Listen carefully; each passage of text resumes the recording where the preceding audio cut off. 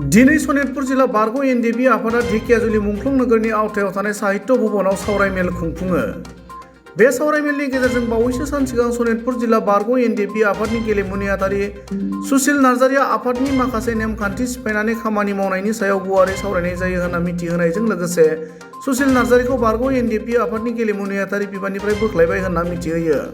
लोगोसेनो बिथाङा दिनैनिफ्राय आफादजों जेबो सोमोन्दो गैला होनना सनितपुर जिल्ला बारग' एनडिएफबि आफादनि आफादगिरि मिशनजित नार्जारिया खौरांगिरि मेलनि गेजेरजों फोरमायथियो। गिबियावनो रादाब नायगिरि बिथांमोननिसिम सनितपुर जिल्ला बारग' एनडिएफबि खौसेथि आफादनि जानानै गाहाम हामलायथिखौ बावहरबाय। थांनाय 30 सेप्तेम्बर बाटासिनि मिलन गेजेर गोजौ फरायसालियाव जोंनि बारग' एनडिएफबिनि मोनसे गोनांथार मेल खुंनाय जायो।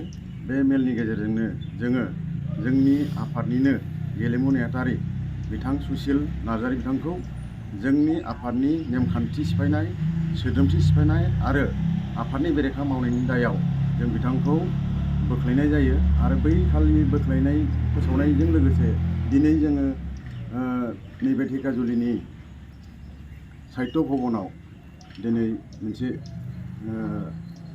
मावफुं मेल खुंनाय जायो। बे मावफुं मेलनि गेजेरजोंनो बिथांखौ दिनै लेटार इसु खालामनानै बिथांखौ फोसावनाय जायो जे बिथाङा दिनैनिफ्राय जोंनि आफादजों खुनु लोब्बा गैला आरो माबाफोर बिथाङा आफादनि मुं लानानै खामानि मावोब्ला बिनि दायनिगिरिया गावनो खुद जागोन।